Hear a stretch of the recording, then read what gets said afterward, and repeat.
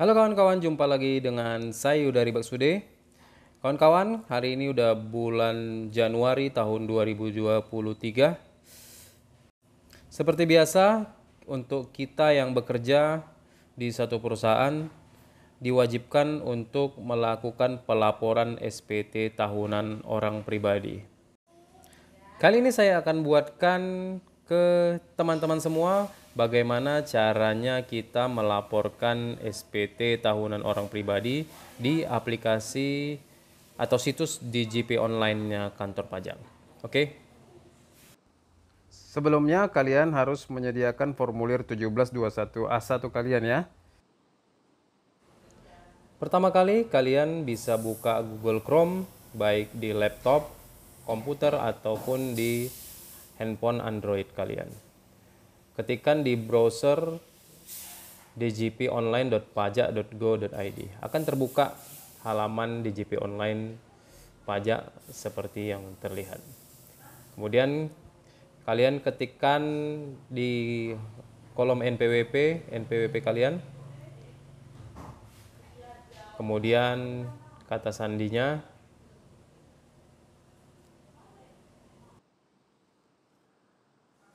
Kemudian ketikkan kode CAPTCHA yang berwarna biru di kolom kosong sebelahnya.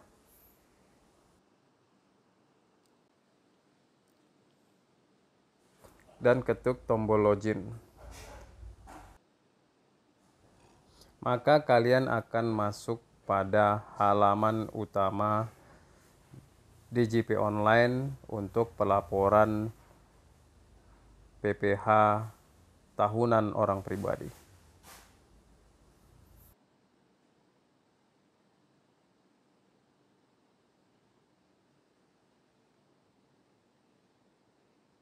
Oke, untuk melaporkannya klik tombol putih bergaris 3 di atas, keluar menunya dan klik lapor.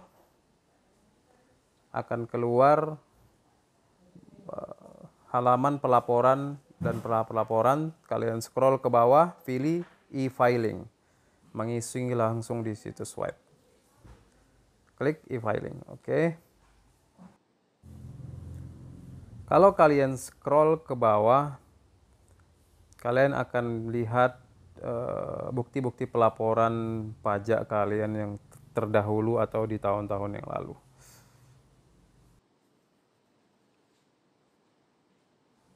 Nah, untuk memulai pelaporannya, kalian klik tombol buat SPT. Kemudian kalian scroll ke bawah, isi jawaban dari formulir SPT. Apakah Anda menjalankan usaha atau pekerjaan bebas?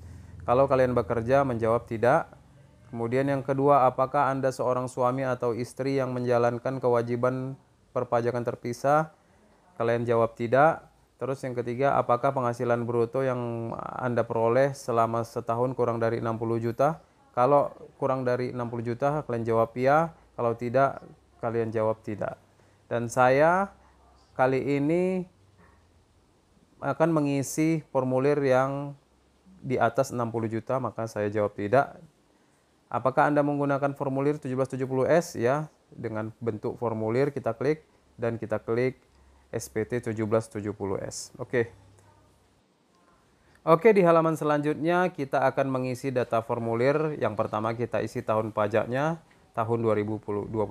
Kemudian status SPT normal dan pembetulannya 0, tidak usah dirubah. Kita klik tombol selanjutnya. Di halaman selanjutnya kita akan menuju lampiran 2 dan bagian A itu kita mengisi penghasilan yang dikenakan PPh final atau bersifat final. Itu jika tidak ada, kita lanjut saja ke daftar harta. Kalian klik tombol daftar harta. Dan ini untuk mengisi daftar harta yang kalian miliki di selama tahun 2022 atau sebelumnya ya.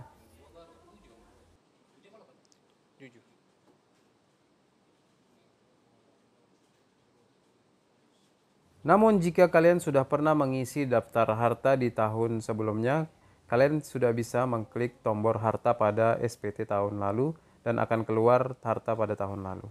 Jika kalian belum, kalian bisa mengklik tombol tambah untuk menambahkan harta. Seperti contoh sebagai berikut. Kalian bisa memilih jenis hartanya. Harta apa?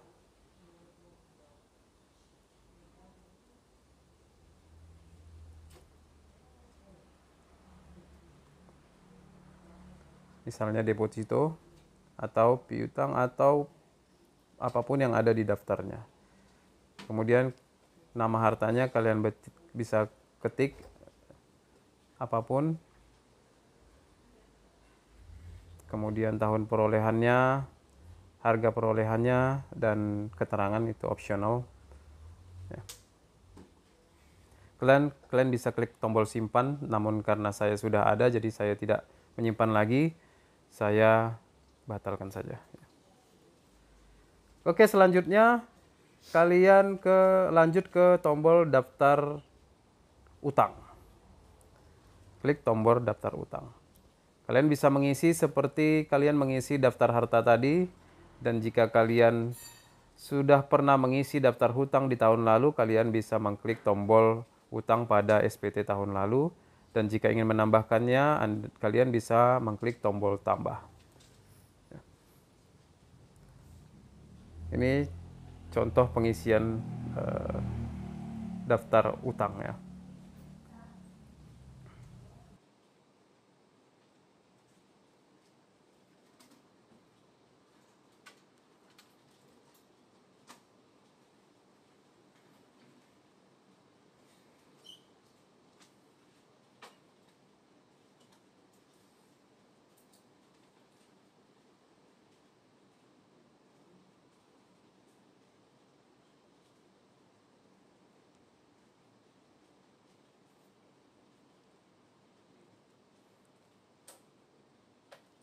Oke, karena saya sudah mengisi daftar utang, kita lanjut ke daftar tanggungan ya.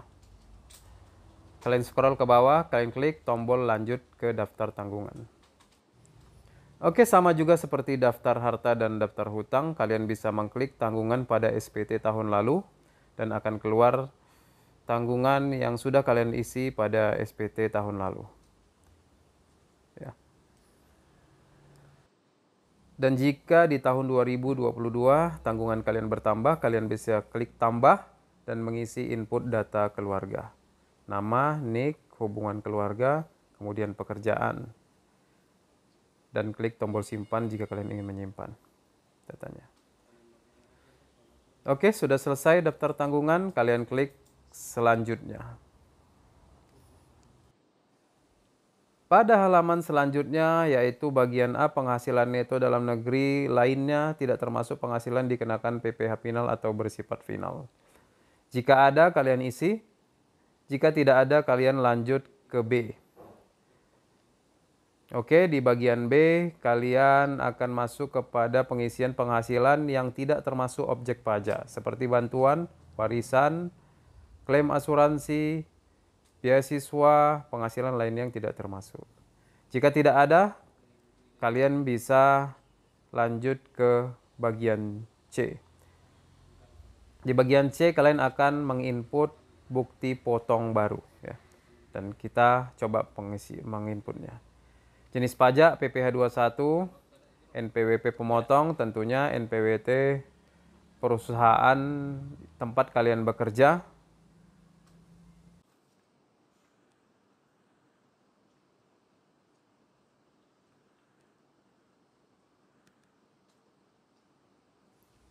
Maka di kolom nama pemotong atau pemungut pajak akan otomatis keluar nama perusahaan tempat kalian bekerja. Kemudian nomor bukti potong yang kalian bisa isi dari nomor yang ada di formulir 1721A1 yang kalian dapatkan dari perusahaan tempat kalian kerja. Kemudian tanggal bukti potongnya kalian isikan, tanggal seperti yang ada di tanggal formulir 1721A1 dan jumlah PPh yang dipungut kalian isikan dan klik tombol simpan. Oke, kalian akan menuju ke halaman berikutnya yaitu SPT 1770S atau SPT induk. Dan kalian isi pada kolom identitas Jika kalian tidak kawin, kalian isi tidak kawin. Jika kawin, kalian isi kawin. Karena saya sudah kawin, jadi saya isi yang tombol kawin ya. Kemudian isi status ke dalam keluarga itu sebagai apa? Kita sebagai kepala keluarga saya isi. Kemudian NPWP istri tidak diisi ya, dikosongkan aja. Lanjut ke A ya. A yaitu penghasilan neto, kalian isikan penghasilan neto kalian yang terdapat di formulir 1721A1 kalian ya. Yaitu jumlah total penghasilan neto yang kalian isi ya. Kemudian lanjut ke B.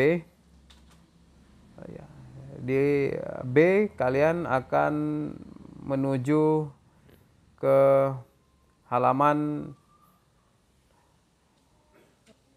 penghasilan kena pajak ya. Jadi penghasilan kena pajak ini di bagian 7 kalian bisa klik kawin ya, dan kemudian jumlah tanggungannya, dan akan terlihat penghasilan kena pajak kalian itu berapa ya. Dan setelah itu kalian lanjut ke C ya.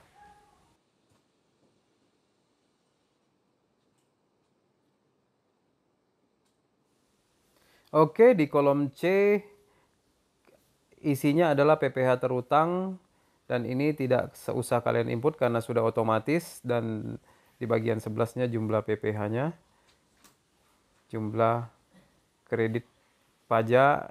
Kolom-kolom ini tidak perlu kalian isi karena sudah otomatis terisi, dan kalian bisa lanjut saja ke kolom E, yaitu PPh kurang atau lebih bayar.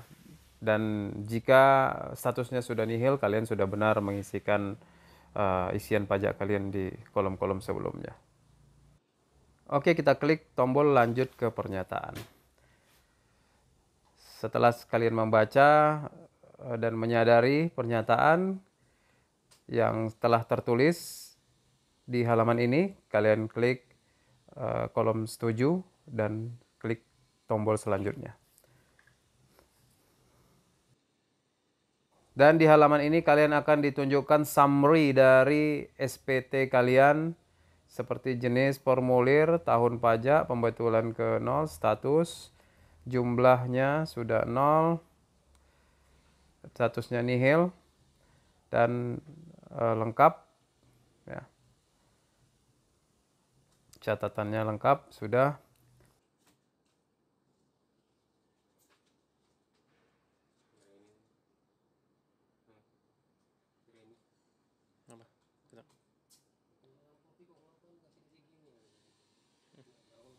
Dan untuk melaporannya kalian bisa ambil kode verifikasi dengan klik di tombol di sini. Dan kalian bisa pilih media pengiriman kode verifikasinya melalui email atau SMS. Dan saya kali ini memilih untuk melalui SMS ya.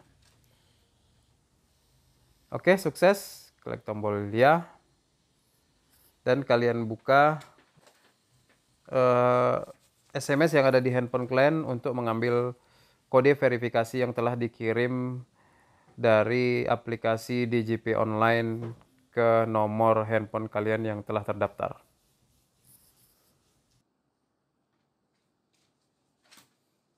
Maka pada kolom masukkan kode verifikasi, kalian masukkan kode verifikasi yang sudah dikirim tadi. Setelahnya klik tombol kirim SPT.